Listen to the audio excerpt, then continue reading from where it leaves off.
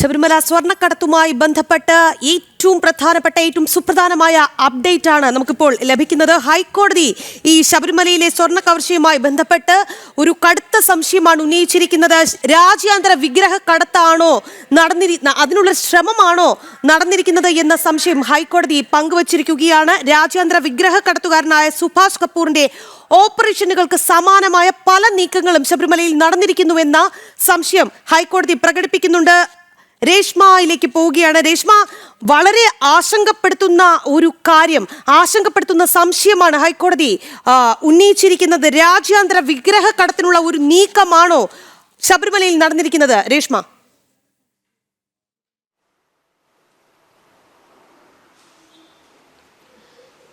രാഖി, അതായത് ഇടക്കാല അന്വേഷണ റിപ്പോർട്ടൊക്കെ തന്നെ പരിശോധിച്ചുകൊണ്ടാണ് ഹൈക്കോടതി ഇത്തരം ഒരു നിഗമനത്തിലേക്ക് എത്തിയത്. ദ്വാരപാലക ശില്പങ്ങളുടെ പാളികൾ, അതോടൊപ്പം തന്നെ ശ്രീകോവിലിന്റെ പ്രധാന വാതിലിന്റെ പാളി, ഇതിന്റെയൊക്കെ തന്നെ പകർപ്പ് എടുക്കുന്നു. അതിനു വേണ്ടിയിട്ട് അളവൊക്കെ തന്നെ എടുക്കുകയൊക്കെ ചെയ്യുന്നു. ഇതൊരു രാജ്യാന്തര വിഗ്രഹ കടത്തിന്റെ ഭാഗമാണോ എന്നുള്ള ഒരു സംശയമാണ് ഹൈക്കോടതി ദേവസ്വം ബെഞ്ച് ഉന്നയിച്ചിട്ടുള്ളത്. അതായത് ഈ ദ്വാരപാലക പാളികളുടെ ഒക്കെ തന്നെ പകർപ്പ്, ശ്രീകോവിൽ വാതിലിന്റെ പകർപ്പൊക്കെ തന്നെ എടുത്തതിന് ശേഷം അത് പിന്നീട് അന്താരാഷ്ട്ര മാർക്കറ്റിൽ, അന്താരാഷ്ട്ര വിപണിയിൽ അത് വൻ വിലയ്ക്ക് മറിച്ചു വിൽക്കുന്ന അല്ലെങ്കിൽ തട്ടിപ്പ് നടത്തിക്കൊണ്ട് വിൽക്കുന്ന ഒരു ശ്രമം അതാണോ എന്നുള്ളൊരു സംശയമാണ് ഹൈക്കോടതി ഉന്നയിച്ചിട്ടുള്ളത്. എന്തായാലും ഇത് വലിയൊരു ഏറെ പ്രസക്തമായിട്ടുള്ള ഒരു നിരീക്ഷണം ഹൈക്കോടതി ഇക്കാര്യത്തിൽ നടത്തിയിരിക്കുന്നു എന്ന് വേണം പറയാൻ. എന്തായാലും ഇക്കാര്യത്തിൽ കൂടി അന്വേഷണം വേണ്ടതുണ്ട് എന്ന് കൂടി ഹൈക്കോടതി എടുത്തു പറഞ്ഞിട്ടുണ്ട്. അതായത് ഈ രാജ്യാന്തര വിഗ്രഹ കടത്തുകാരനായിട്ടുള്ള കുപ്രസിദ്ധ കുറ്റവാളി സുഭാഷ് കപൂറിന്റെ ഓപ്പറേഷനുകൾക്ക് സമാനമായിട്ടുള്ള നീക്കമാണ് ഉണ്ണികൃഷ്ണൻ പോറ്റി ശബരിമല കേന്ദ്രീകരിച്ച് നടത്തിയിട്ടുള്ളത്. ഈ ശബരിമലയിൽ സന്നിധാനത്ത് അനിയന്ത്രിതമായിട്ടുള്ള ഒരു സ്വാതന്ത്ര്യം ദേവസ്വം ഉദ്യോഗസ്ഥർ ഉണ്ണികൃഷ്ണൻ പോറ്റിക്ക് നൽകിയിട്ടുണ്ട്. ഈ ക്ഷേത്രത്തിലെ ഈ ഒരു വാതിൽപ്പാളിയാണെങ്കിലും ദ്വാരപാലക പാളിയാണെങ്കിലും സ്വർണം പൂശുവാൻ എന്നുള്ള മറവിൽ അതിന്റെ പകർപ്പുകൾ ഉണ്ടാക്കിയെടുക്കുക എന്നുള്ളതായിരുന്നു ഉണ്ണികൃഷ്ണൻ പോറ്റിയുടെ ലക്ഷ്യം. അത് പിന്നീട് അന്താരാഷ്ട്ര മാർക്കറ്റിൽ പണം തട്ടുവാൻ വേണ്ടിയിട്ട് അത് ഉപയോഗപ്പെടുത്തുവാനായിട്ടുള്ള ഒരു നീക്കമാണ് ഉണ്ണികൃഷ്ണൻ പോറ്റി നടത്തിയിരിക്കുന്നതെന്നും സംശയിക്കേണ്ടിയിരിക്കുന്നുവെന്നാണ് ഹൈക്കോടതി പറഞ്ഞിട്ടുള്ളത്. അതുകൊണ്ട് തന്നെയാണ് ഈ കുപ്രസിദ്ധ കുറ്റവാളിയായിട്ടുള്ള സുഭാഷ് കപൂറിനെ ഹൈക്കോടതി ഇടക്കാല ഉത്തരവിൽ പരാമർശിച്ചിട്ടുള്ളത്. അതായത് സുഭാഷ് കപൂർ എന്ന് പറയുന്നത് നമുക്കറിയാം, രാജ്യാന്തര വിഗ്രഹ കടത്തുകാരനാണ്. പല കേസുകളിൽ അയാൾ ഇന്ത്യയിലാണെങ്കിലും വിദേശത്താണെങ്കിലും പല കേസുകളിൽ പെട്ടിട്ടുള്ള പ്രതിയാണ്. തമിഴ്നാട്ടിലാണെങ്കിൽ 19 വിഗ്രഹങ്ങൾ കടത്തിക്കൊണ്ട് പോയിട്ടുണ്ട്. അമൂല്യമായിട്ടുള്ള ക്ഷേത്രത്തിലെ വസ്തുക്കളടക്കം കടത്തിക്കൊണ്ടുപോയി അന്താരാഷ്ട്ര വിപണിയിൽ മറിച്ചു വിൽക്കുന്നതാണ് ഈ പറയുന്ന സുഭാഷ് കപൂറിന്റെ ഒരു രീതി. അതിന് സമാനമായിട്ടുള്ള നീക്കം ശബരിമലയിൽ ഉണ്ണികൃഷ്ണൻ പോറ്റി നടത്തിയിട്ടുണ്ട് എന്ന് പറയുമ്പോൾ അതിലൊരു മറ്റൊരു തലം കൂടി കടന്നു വരുന്നുണ്ട്. അതായത് ഈ വിഗ്രഹത്തിന്റെ ആണെങ്കിൽ രാജ്യാന്തര വിഗ്രഹ കടത്ത് സമാനമായിട്ടുള്ള അതിന്റെ ഒരു ഭാഗമായിട്ടുള്ള പ്രവർത്തനങ്ങളും നീക്കങ്ങളും ശബരിമല കേന്ദ്രീകരിച്ച് ഉണ്ണികൃഷ്ണൻ പോറ്റി നടത്തിയിട്ടുണ്ട്. ഈ ഒരു സംശയമാണ് ഹൈക്കോടതി ഉന്നയിക്കുന്നത്. ഈ ഉണ്ണികൃഷ്ണൻ പോറ്റിക്കാണ് ദേവസ്വം ബോർഡിലെ ഭരണസമിതിയിൽ വിവിധ കാലങ്ങളിൽ ഇരുന്നിട്ടുള്ള ഭരണസമിതിയിലെ അംഗങ്ങളും പ്രസിഡന്റുമാരും അതോടൊപ്പം തന്നെ ദേവസ്വം ഉദ്യോഗസ്ഥരും ഒത്താശ ചെയ്തിട്ടുള്ളത്. അത്രയധികം പരിപാവനമായിട്ടുള്ള ഹൈക്കോടതിയുടെ അടക്കം മേൽനോട്ടമുള്ള ശബരിമല കേന്ദ്രീകരിച്ചാണ് ഈ ഒരു രാജ്യാന്തര വിഗ്രഹ കടത്തിന്റെ ഭാഗമായിട്ടുള്ള അല്ലെങ്കിൽ അത്തരം രീതിയിലുള്ള ഓപ്പറേഷനുകൾ നടന്നിട്ടുള്ളത്. ഇതിലും കൂടി അന്വേഷണം വ്യാപിപ്പിക്കണം എന്നുള്ളതാണ് SIT സംഘത്തിന് നിലവിൽ ഹൈക്കോടതി നൽകിയിട്ടുള്ള നിർദ്ദേശം. അതായത് ക്ഷേത്രത്തിന്റെ നിർമ്മാണ പ്രവർത്തനങ്ങൾ, മറ്റ് രീതിയിലുള്ള കാര്യങ്ങൾ, വഴിപാടുകൾ, ഇതൊക്കെ തന്നെയാണ് മറയാക്കിക്കൊണ്ടാണ് ഇത്തരം ഒരു രീതി ഉണ്ണികൃഷ്ണൻ പോറ്റി അവലംബിച്ചത്. ഉണ്ണികൃഷ്ണൻ പോറ്റിക്ക് സ്വാധീനം എത്രത്തോളം ശബരിമലയിൽ ഉണ്ട് എന്ന് വ്യക്തമാക്കുന്നതാണ് ഇതെന്നും ഹൈക്കോടതി എടുത്തു പറഞ്ഞിട്ടുണ്ട്. അതായത് അനിയന്ത്രിതമായിട്ടുള്ള ഒരു സ്വാതന്ത്ര്യം സന്നിധാനത്ത് ഉണ്ണികൃഷ്ണൻ പോറ്റിക്ക് ദേവസ്വത്തിന്റെ ഉദ്യോഗസ്ഥരാണെങ്കിലും ദേവസ്വം ബോർഡിന്റെ അധികൃതരാണെങ്കിലും നൽകിയത് എന്നുള്ളതാണ് ഹൈക്കോടതി പറഞ്ഞിട്ടുള്ളത്. എന്തായാലും ഈ ഒരു ഹൈക്കോടതിയുടെ ഈ വിലയിരുത്തലുകളും നിരീക്ഷണങ്ങളും ഏറെ ഗുരുതരമാണ്. കാരണം നേരത്തെ തന്നെ ഉണ്ണികൃഷ്ണൻ പോറ്റി കേവലം ചെയ്തിട്ടുള്ളത് ഒരു സ്വർണ്ണ കവർച്ച എന്ന് മാത്രമായിരുന്നു. പക്ഷേ ഒരു രാജ്യാന്തര വിഗ്രഹ കടത്തിന് സമാനമായിട്ടുള്ള നീക്കം ഉണ്ണികൃഷ്ണൻ പോറ്റി നടത്തിയെന്ന് ഹൈക്കോടതി തന്നെ പറയുമ്പോഴും അത്തരം ഒരു സംശയം പ്രകടിപ്പിക്കുമ്പോഴും അതിന്റെ വ്യാപ്തി വലുതാണ് വലുതാണ്. എന്തായാലും ഇനിയുള്ള നീക്കങ്ങൾ ഈ പറയുന്ന ഉണ്ണികൃഷ്ണൻ പോറ്റിയെ മാത്രം കേന്ദ്രീകരിച്ചുകൊണ്ട് SIT സംഘം നടത്തുവാൻ പാടില്ല. കാരണം ഉണ്ണികൃഷ്ണൻ പോറ്റിക്ക് വേണ്ടിയിട്ട് ഒത്താശ ചെയ്ത ആളുകളിലേക്കും ഈ ഒരു അന്വേഷണം എത്തേണ്ടതുണ്ട്. അത് മാത്രവുമല്ല, ഉണ്ണികൃഷ്ണൻ പോറ്റി പകർപ്പുകളുടെ ഒക്കെ തന്നെ അളവുകൾ എടുത്ത് ആ പകർപ്പുകളൊക്കെ തന്നെ പിന്നീട് എന്ത് ചെയ്തോ, ഒപ്പം തന്നെ നിലവിൽ ശബരിമലയിൽ ഉള്ളത് ഈ വാതിൽപ്പാളിയാണെങ്കിലും മറ്റ് അമൂല്യ വസ്തുക്കളാണെങ്കിലും ഒക്കെ തന്നെ വീണ്ടും പരിശോധിക്കണം. വാതിൽപ്പാളി യഥാർത്ഥമാണോ എന്ന് പരിശോധിക്കപ്പെടണം. കാരണം ഹൈക്കോടതിക്ക് സംശയമുണ്ട് നിലവിലെ വാതിൽപ്പാളി യഥാർത്ഥമാണോ എന്ന കാര്യത്തിൽ. അതും ഉണ്ണികൃഷ്ണൻ പോറ്റി അതിന്റെ പകർപ്പെടുത്തിട്ടുണ്ട്. അത് കൊണ്ടുപോയിട്ടുണ്ടോ, യഥാർത്ഥ വാതിൽപ്പാളി ഉണ്ണികൃഷ്ണൻ പോറ്റിയുടെ കൈവശമാണോ എന്നുള്ളതാണ് ഹൈക്കോടതി ഒരു സംശയമായിട്ട് ഉന്നയിച്ചിട്ടുള്ളത്. അതിൽ ഒരു കൃത്യമായിട്ടുള്ള ഒരു വ്യക്തത വരുത്തണമെന്നാണ് SIT സംഘത്തിന് നൽകിയിട്ടുള്ള നിർദ്ദേശം. എന്തായാലും രാഖി, ഈ ശബരിമല സ്വർണ്ണക്കവർച്ച കേസ് മറ്റൊരു തലത്തിലേക്ക് പോകുന്നുവെന്നാണ് ഹൈക്കോടതിയുടെ ഈ നിരീക്ഷണങ്ങളൊക്കെ തന്നെ ചൂണ്ടിക്കാട്ടുന്നത്.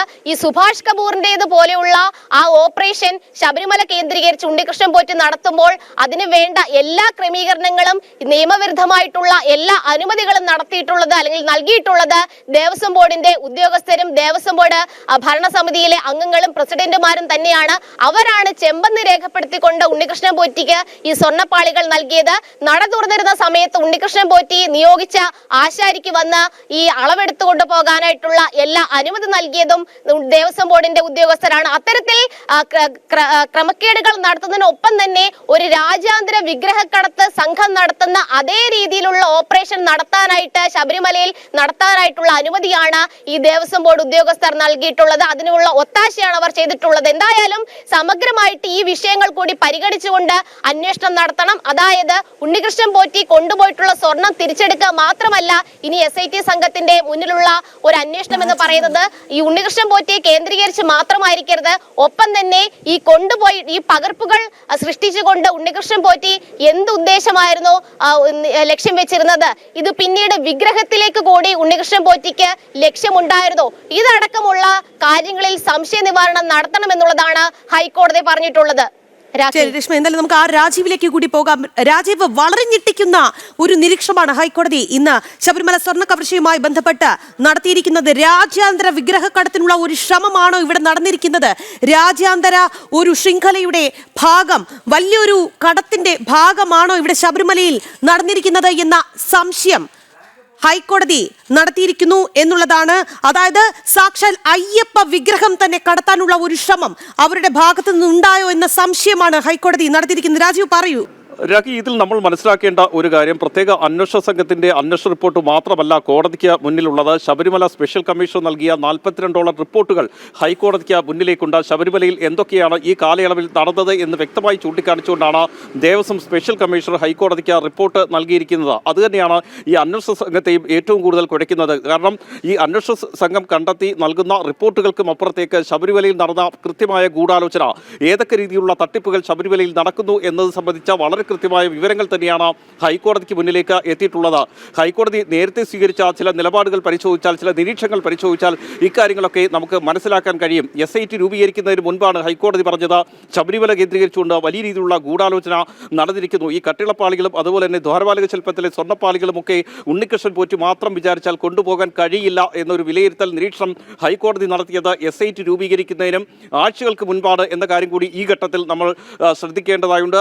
അതിന് കാരണം എന്ന് പറയുന്നത് ദേവസ്വം സ്പെഷ്യൽ കമ്മീഷണർ നൽകിയിരിക്കുന്ന റിപ്പോർട്ടാണ്. ആ റിപ്പോർട്ടിൽ വ്യക്തമായി ശബരിമലയിൽ എന്തൊക്കെയാണ് നടന്നിരിക്കുന്നത്, ആരൊക്കെയാണ് ഇതിന് കൂട്ടുനിൽക്കുന്നത്, ആരൊക്കെ ഇപ്പോൾ നിലവിൽ പ്രതിസ്ഥാനത്ത് വരാൻ സാധ്യതയുണ്ട് എന്നതുൾപ്പെടെയുള്ള കാര്യങ്ങൾ നൽകിയിട്ടുണ്ട്. അദ്ദേഹം ഒരു ജഡ്ജി കൂടിയാണ് ഈ സ്പെഷ്യൽ കമ്മീഷണർ എന്ന കാര്യം കൂടി മനസ്സിലാക്കണം. ഹൈക്കോടതി നേരിട്ടാണ് ഇത്തരമൊരു നിർദ്ദേശം നൽകിയിരിക്കുന്നതും ഹൈക്കോടതിയാണ് സ്പെഷ്യൽ കമ്മീഷണറെ നിയമിച്ചിരിക്കുന്നത്. മാത്രമല്ല, ഈ ദ്വാരപാലക ശില്പത്തിലെ സ്വർണ്ണപ്പാളികൾ അവിടെ നിന്ന് കടത്തിക്കൊണ്ടുപോയ സംഭവം ആദ്യം റിപ്പോർട്ട് ചെയ്യുന്നതും ഈ സ്പെഷ്യൽ കമ്മീഷണറാണ്. ഹൈക്കോടതിക്ക് മുന്നിലേക്ക് ഈ സംഭവം എത്തുന്നത് സ്പെഷ്യൽ കമ്മീഷണർ റിപ്പോർട്ട് ചെയ്യുമ്പോൾ മാത്രമാണ്. അതായത് ദേവസ്വം ബോർഡ് സ്പെഷ്യൽ കമ്മീഷണറെ പോലും അറിയിക്കാതെയായിരുന്നു അവിടുന്ന് ഈ സ്വർണ്ണപ്പാളികൾ കൊണ്ടുപോയത്. വീണ്ടും ചെമ്പ് തെളിഞ്ഞതോടുകൂടി അത് സ്വർണ്ണം പൂശുന്നതിനായി കൊണ്ടുപോയത്. ആ ഘട്ടത്തിൽ സ്പെഷ്യൽ കമ്മീഷണറെ അറിയിച്ചിരുന്നില്ല. ഇക്കാര്യം വളരെ കൃത്യമായി തന്നെ സ്പെഷ്യൽ കമ്മീഷണർ ഹൈക്കോടതിയെ അറിയിച്ചിരുന്നു.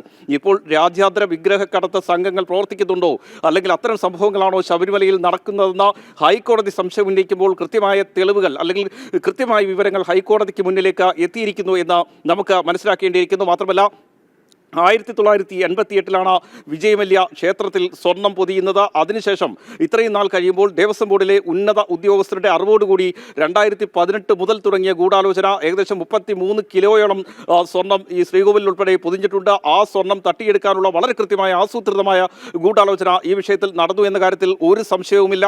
2018 ശബരിമല യുവതീ പ്രവേശന വിഷയത്തിലെ സർക്കാർ നടപടികളെ മറയാക്കിക്കൊണ്ടാണ് ഈ സ്വർണ്ണ കവർച്ച തുടങ്ങിയിരിക്കുന്നത് എന്നതും ഏറ്റവും ശ്രദ്ധേയമായ കാര്യമാണ്. 2019 ഫെബ്രുവരിയിൽ തുടങ്ങുന്നു. അതിനുശേഷം 2019 മാർച്ചിൽ ഒരു ഉത്തരവിലൂടെ ഈ സ്വർണ്ണപ്പാളികൾ കടത്തിക്കൊണ്ടുപോകുന്നു. അതിനുശേഷവും ശബരിമലയിൽ നിന്ന് എന്തൊക്കെ നഷ്ടപ്പെട്ടു എന്നത് സംബന്ധിച്ച് ഇപ്പോഴും ഒരു വ്യക്തതയുമില്ല. മാത്രമല്ല 2025 പോലും ഇതേ ഉണ്ണികൃഷ്ണൻ പോറ്റിക്ക് വീണ്ടും ഈ ശില്പങ്ങൾ കൊടുത്തുവിടുന്നത് 2025 ഇപ്പോഴത്തെ ദേവസ്വം ബോർഡാണ്. ഈ കാലയളവിലൊന്നും ഇതുമായി ബന്ധപ്പെട്ട യാതൊരു തരത്തിലുള്ള തുടർ നടപടികളും ഉണ്ടായിട്ടില്ല. അപ്പോൾ തീർച്ചയായും ഈ തീരുമാനത്തിലേക്ക് അല്ലെങ്കിൽ ഇത്തരമൊരു കണ്ടെത്തലിലേക്ക് വന്നില്ലായിരുന്നെങ്കിൽ ശബരിമലയിലെ യഥാർത്ഥ വിഗ്രഹം പോലും മോഷ്ടിക്കപ്പെടുന്ന സാഹചര്യത്തിലേക്ക് എത്തും. ഇത് തന്നെയാണ് ഹൈന്ദവ സംഘടന ഉൾപ്പെടെ കഴിഞ്ഞ കുറേ ദിവസങ്ങളായി ചൂണ്ടിക്കാണിച്ചുകൊണ്ടിരിക്കുന്നത്. ശബരിമലയിൽ നിന്ന് എന്തൊക്കെ നഷ്ടപ്പെട്ടു എന്നത് സംബന്ധിച്ച കൃത്യമായ വിവരങ്ങൾ വേണമെന്ന ആവശ്യം ഹൈന്ദവ സംഘടനകൾ വളരെ ശക്തമായി മുന്നോട്ട് വെച്ചിരുന്നു. നേരത്തെ സ്ട്രോങ് റൂമിൽ ഉൾപ്പെടെ പരിശോധനകൾ നടത്തി ഇതുമായി ബന്ധപ്പെട്ട കണക്കുകൾ ശേഖരിച്ചിട്ടുണ്ടെങ്കിൽ പോലും അതിനും അപ്പുറത്തേക്ക് എന്തൊക്കെ സംഭവങ്ങൾ ഭഗവാന്റെ എന്തൊക്കെ സംഭവങ്ങൾ ശബരിമലയിൽ നിന്ന് നഷ്ടപ്പെട്ടിട്ടുണ്ട്, ഭഗവാന് ഭക്തർ സമർപ്പിച്ച എന്തൊക്കെ കാണിക്ക് നഷ്ടപ്പെട്ടിട്ടുണ്ട് എന്നുള്ള ചോദ്യം വളരെ പ്രസക്തമാകുന്നത് നേരത്തെ ഹരിവരാസനൻ രേഖപ്പെടുത്തിയ ഫലകം ശബരിമലയിൽ നിന്ന് നഷ്ടപ്പെട്ടിട്ടുണ്ടോ എന്ന ആശങ്ക ഹരിവരാസനൻ പ്രസിഡന്റ് മുന്നോട്ട് വെച്ചിരുന്നു. കാരണം അതിനെക്കുറിച്ച് ഇപ്പോഴും ദേവസ്വം ബോർഡിന് ഒന്നും പറയാൻ കഴിയാത്ത സാഹചര്യമാണ്. മാത്രമല്ല ഇന്ന് ഹൈക്കോടതി നടത്തിയ പരാമർശം വളരെ കൃത്യമാണ്. അതായത് സ്വർണ്ണവാതിൽ പുതിയത് സ്ഥാപിച്ചതുമായി ബന്ധപ്പെട്ട അന്വേഷണം കൂടി SIT നടത്തണമെന്ന നിർദ്ദേശം നൽകിയിരിക്കുന്നു. ഇതിനൊപ്പം തന്നെ ശാസ്ത്രീയമായ കൂടുതൽ പരിശോധനകൾ വേണമെന്ന ശാസ്ത്രീയമായ പരിശോധനകൾ SIT നടത്തണമെന്ന ആവശ്യം മുന്നോട്ട് വെച്ചിരിക്കുന്നു. ഈ രീതിയിൽ ഹൈക്കോടതി കൂടുതൽ സംശയങ്ങളിലേക്ക് നീങ്ങുകയാണ്. SIT അതുമായി ബന്ധപ്പെട്ട കൂടുതൽ വ്യക്തത വരുത്തണമെന്ന ആവശ്യം മുന്നോട്ട് വെക്കുകയാണ്. രാജ്യാന്തര വിഗ്രഹക്കടത്തിന് ഇതിന് പങ്കുണ്ടോ, വിഗ്രഹക്കടത്താണോ നടന്നിരിക്കുന്നതെന്ന ചോദ്യത്തിലേക്ക് വരുമ്പോൾ തീർച്ചയായും അതുമായി ബന്ധപ്പെട്ട അന്വേഷണത്തിലേക്കും SITക്ക് പോകേണ്ടി വരും. കാരണം അതിൽ ഏറ്റവും പ്രധാനമെന്ന് പറയുന്നത് 2019 മാർച്ചിൽ ഈ കട്ടിളപ്പാളികൾ കൊണ്ടുപോകുന്നു. ഈ കട്ടിളപ്പാളികൾ കൊണ്ടുപോയതിനു ശേഷം അത് പല സ്ഥലത്തും പ്രദർശന വസ്തുവാക്കുന്നു. ഇതിനുശേഷം മാസങ്ങൾ കഴിയുമ്പോഴാണ് അത് ശബരിമലയിലേക്ക് സ്വർണ്ണമെല്ലാം വേർതിരിച്ചെടുത്ത ശേഷം ചെമ്പ് പൂശി അല്ലെങ്കിൽ ചെമ്പ് മാത്രമാക്കി സ്വർണം പൂശി തിരിച്ചെത്തിക്കുന്നത് എന്ന വസ്തു കൂടി നിലനിൽക്കുന്നുണ്ട്. ഈ ഘട്ടത്തിലൊന്നും കൃത്യമായ ഒരു അന്വേഷണം പോലും ദേവസ്വം ബോർഡിന്റെ ഭാഗത്ത് നിന്ന് ഉണ്ടായിട്ടില്ല എന്ന് മാത്രമല്ല ഉണ്ണികൃഷ്ണൻ പോറ്റിക്ക് വേണ്ട എല്ലാ സഹായങ്ങളും ചെയ്തു നൽകുകയും ചെയ്തിരിക്കുന്നു. ഇതിനുശേഷം 2019 ജൂലൈയിൽ തന്നെ, അതായത് ഈ തട്ടിപ്പ് നടന്ന് അതിനുശേഷം 2019 ജൂലൈയിൽ വീണ്ടും ദ്വാരപാലക ശില്പത്തിലെ സ്വർണ്ണപ്പാളികൾ കൊണ്ടുപോവുകയാണ്. വീണ്ടും ഇതേ തട്ടിപ്പ് തന്നെ നടക്കുന്നു. സ്വർണം വേർതിരിച്ചെടുത്തതിന് ശേഷം ചെമ്പുപാളികൾ തിരികെ എത്തിക്കുന്നു. ഇതെല്ലാം നേരത്തെ തന്നെ ഗൂഢാലോചനയുടെ ഭാഗമായി ഒരു ഉത്തരവായി പുറത്തിറക്കുന്നു. വളരെ കൃത്യമായ ആസൂത്രണം ഈ കാര്യങ്ങളിലൊക്കെ നടക്കുമ്പോൾ തീർച്ചയായും വീണ്ടും ഇവർ ലക്ഷ്യമിട്ടിരുന്നത് 2025 ഉൾപ്പെടെ ഇവർ ലക്ഷ്യമിട്ടിരുന്നത് വ്യാപകമായ സ്വർണ്ണ കവർച്ച തന്നെയാണ്. ശബരിമലയിൽ നിന്ന് കൂടുതൽ സ്വർണം കവരാനുള്ള എല്ലാ സാധ്യതകളും ഇവർ നോക്കി. അതേസമയം തന്നെയാണ് 2018, 2019 ഈ 2 വർഷമാണ് ശബരിമലയിൽ സമാനതകളില്ലാത്ത പോലീസ് സുരക്ഷ ഏർപ്പെടുത്തിയിരുന്നത്, പോലീസ് വിന്യാസം ഏർപ്പെടുത്തിയിരുന്നത്. ആ പോലീസ് വിന്യാസം നിലനിൽക്കുകയാണ് ഈ രീതിയിലുള്ള കവർച്ച ശബരിമലയിൽ നടന്നിരിക്കുന്നത്. 2020 ശേഷം അവിടുത്തെ സ്ഥിതി മാറുകയാണ്. വീണ്ടും ഭക്തർ കൂടുതലായി രേഷ്മ തുടരുക. നമുക്ക് ഐസൻ ജോസിലേക്ക് കൂടി പോകാം. ഐസൻ, ഇന്ന് ശബരിമല സ്വർണ്ണ കവർച്ചയുമായി ബന്ധപ്പെട്ട് വലിയൊരു നിരീക്ഷണം ഹൈക്കോടതി നടത്തിയിട്ടുണ്ട് എന്നുള്ളതാണ്. രാജ്യാന്തര വിഗ്രഹ കടത്തിനുള്ള ശ്രമമാണോ ശബരിമലയിൽ നടന്നിരിക്കുന്നത് എന്ന് കോടതി സംശയം പ്രകടിപ്പിക്കുമ്പോൾ കോട്ട് ചെയ്യുന്ന ഒരു പേരുണ്ട്, സുഭാഷ് കപൂർ. നമുക്ക് ആ സ്ക്രീനിൽ കാണാം. ഈ സുഭാഷ് കപൂറിന്റെ ചിത്രമാണത്. രാജ്യാന്തര വിഗ്രഹ കടത്തുകാരനായ സുഭാഷ് കപൂർ. ഇയാൾ ഒട്ടേറെ വിഗ്രഹങ്ങൾ കടത്തിയിട്ടുണ്ട്, അത് രാജ്യാന്തര മാർക്കറ്റിൽ എത്തിച്ചിട്ടുണ്ട്. ഐസൻ പറയൂ, ഈ സുഭാഷ് കപൂർ യഥാർത്ഥത്തിൽ ആരാണ്?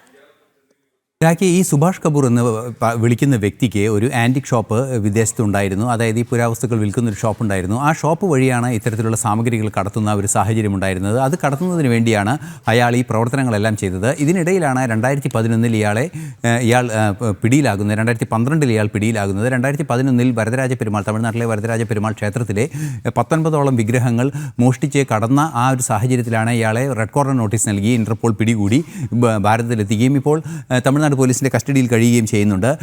ഇയാളുടെ ആ മോഷ്ടിക്കുന്ന രീതി, ഈ വിഗ്രഹം മോഷ്ടിക്കുന്ന ഒരു രീതിയാണ് ഇതിൽ പ്രതിഫലിക്കുന്നത് എന്നാണ് കോടതി ഇപ്പോൾ വ്യക്തമാക്കിയിരിക്കുന്നത്. അത് 3 തരത്തിലാണ് ഇയാൾ വിഗ്രഹങ്ങൾ, നിരവധി വിഗ്രഹങ്ങൾ, അതായത് 100ഓളം വിഗ്രഹങ്ങൾ മോഷ്ടിച്ചിട്ടുണ്ട് എന്നൊക്കെയാണ് വിവരങ്ങൾ പുറത്തു വരുന്നത്. ഈ 19 വിഗ്രഹങ്ങൾ മോഷ്ടിച്ചതും അതുപോലെ തന്നെ പല വിഗ്രഹങ്ങൾ പ്രധാനമായും മോഷ്ടിച്ചതും ഒരു പ്രത്യേക രീതിയിലാണ് എന്നതാണ് യാഥാർത്ഥ്യം. ആ രീതിയുമായി ഇന്ന് ശബരിമലയിൽ നടന്ന വിഷയം സാമ്യമുണ്ട് എന്നൊരു സംശയമാണ് പ്രകടിപ്പിച്ചത്. അതുതന്നെയാണ് ഗൗരവമർഹിക്കുന്നൊരു വിഷയവും. അതായത് ഇത്തരത്തിൽ എന്താണോ സംഭവിക്കുന്നത്, അതായത് ഈ ക്ഷേത്രത്തിലെ പൂജാരിമാരെയും അതുപോലുള്ള തന്ത്രിമാരെയും അതുപോലുള്ളവരെയൊക്കെ സ്വാധീനിച്ചാണ് ഇയാൾ ഈ ചിത്രങ്ങളുടെ അല്ലെങ്കിൽ ഈ വിഗ്രഹങ്ങളുടെയൊക്കെ ഒരു രൂപം പകർത്തിയെടുക്കുന്നത്. അത്തരത്തിൽ പകർത്തിയെടുത്ത് മറ്റൊരു വ്യാജമായി അതുപോലെ നിർമ്മിച്ച് ഒരു ഡ്യൂപ്ലിക്കേറ്റ് തന്നെ നിർമ്മിച്ച് അത് അവിടെ കൊണ്ടുവച്ചതിന് ശേഷം ഒറിജിനൽ വിഗ്രഹവുമായി കടന്നു കളയുന്ന ഒരു രീതിയാണ് ഇയാൾക്കുള്ളത്. അത് ക്ഷേത്രത്തിലെ ജീവനക്കാരെ സ്വാധീനിച്ചുകൊണ്ട് ചെയ്യുന്ന ഒരു രീതിയാണ് പ്രധാനമായുമുള്ളത്. നമുക്കറിയാവുന്നതാണ്, ഈ CBI സീരീസിലെ ഒരു കഥയിലെല്ലാം തന്നെ തിരുവാഭരണം ഇത്തരത്തിൽ ഡ്യൂപ്ലിക്കേറ്റ് ആക്കുന്ന ഒരു രീതി പരാമർശിച്ചിരുന്നു, ആ ഒരു മോഷണ രീതി പരാമർശിച്ചിരുന്നു. അതേ തരത്തിലുള്ളൊരു മോഷണമാണ്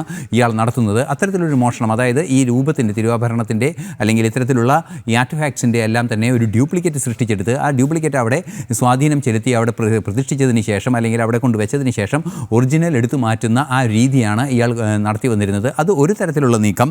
മറ്റൊരു തരത്തിലുള്ള പ്രധാന നീക്കം എന്ന് പറയുന്നത് മോഷണം തന്നെയാണ്, നേരിട്ടുള്ള മോഷണം തന്നെയാണ് ഇയാൾ നടത്തിയിരുന്നത്. അതായത് ഇത് മോഷ്ടിച്ചുകൊണ്ട് വരിക എന്നത് തന്നെയാണ്. അതിനുവേണ്ടി കള്ളന്മാരെ നിയോഗിക്കുക അല്ലെങ്കിൽ മോഷ്ടാക്കളെ നിയോഗിക്കുക, അവർക്ക് പണം കൊടുക്കുക, അതാണ് ആ ഒരു മറ്റൊരു രീതിയായി ഉണ്ടായിരുന്നത്. പിന്നീട് ഈ അനാഥമായി കിടക്കുന്ന ക്ഷേത്രങ്ങൾ, അതായത് സംരക്ഷിക്കാതെ കിടക്കുന്ന ക്ഷേത്രങ്ങളെ കൃത്യമായി ലക്ഷ്യം വെച്ച്, അത് രാവും പകലും കൃത്യമായ പൂജയൊന്നും നടക്കാത്ത ക്ഷേത്രങ്ങളെ ലക്ഷ്യം വെച്ച് മോഷണം നടത്തുക, അത്തരത്തിലുള്ള 3 തരത്തിലുള്ള മോഷണമാണ് ഇയാൾക്കെതിരെയുള്ള ഒരു ക്രിമിനോളജിക്കൽ ബാക്ക്ഗ്രൗണ്ടായി കാണാൻ സാധിക്കുന്നത്.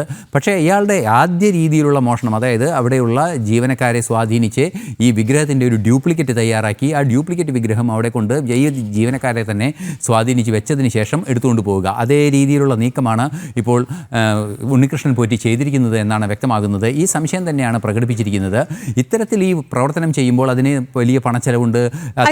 രാജീവ്, വളരെ സുപ്രധാനമായ നിരീക്ഷണം കോടതിയിൽ നിന്ന് വന്നു കഴിഞ്ഞു. PC ജോർജ് ഒക്കെ പറയുന്നുണ്ട്, ഞങ്ങൾ ഇത് തുടക്കം മുതലേ ചൂണ്ടിക്കാട്ടിയ കാര്യമാണ്, വിഗ്രഹങ്ങൾ അല്ലെങ്കിൽ അമൂല്യമായ ശബരിമലയിലെ വസ്തുക്കൾ അടക്കം പരിശോധിക്കണം, ഇവിടെ ഈ പകർപ്പൊക്കെ എടുത്ത് രാജേന്ദ്ര മാർക്കറ്റിൽ എത്തിച്ചു എന്ന് പറയുന്നു.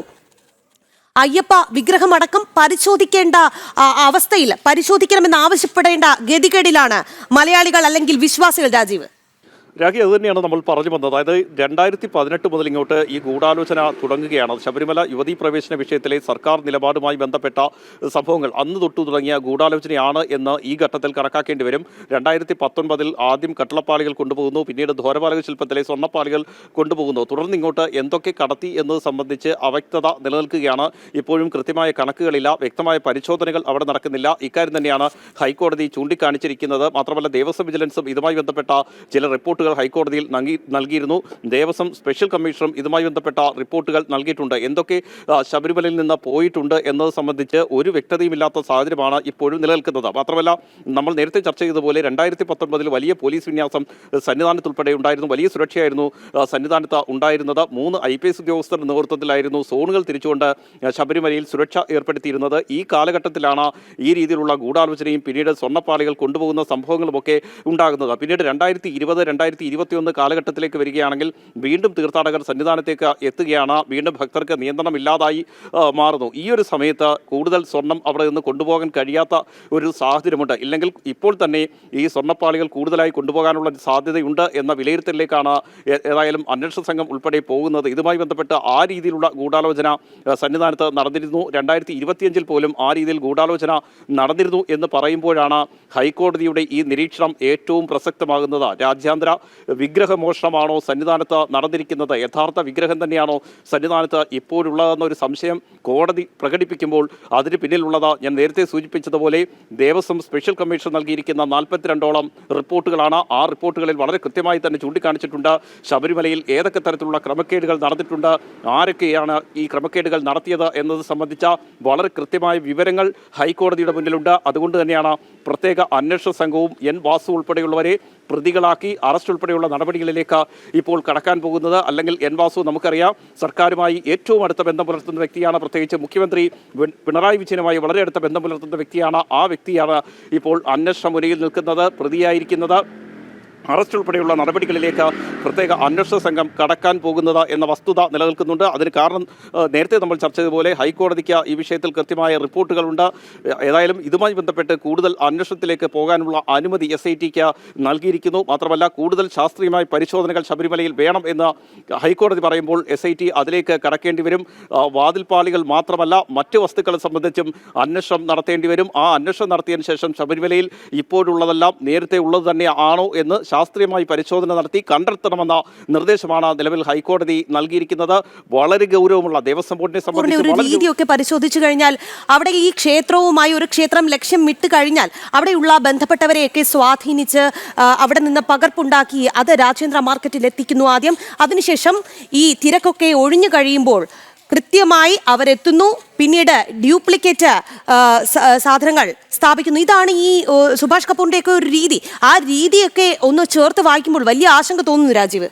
രാഖി, തീർച്ചയായും ഈ 2018 മുതൽ ഇങ്ങോട്ട് ഭക്തജനങ്ങളെ ശബരിമലയിൽ നിന്ന് അകറ്റാൻ എന്തൊക്കെ ചെയ്യണോ അതൊക്കെയായിരുന്നു സർക്കാർ സംവിധാനങ്ങൾ ചെയ്തത് എന്നത് ഈ ഘട്ടത്തിൽ കൂടി നമുക്ക് ഓർക്കേണ്ടതായുണ്ട്. മാത്രമല്ല ശബരിമലയിൽ പിന്നീട് സർക്കാർ മുന്നോട്ട് വെച്ച ചില കാര്യങ്ങളുണ്ട്.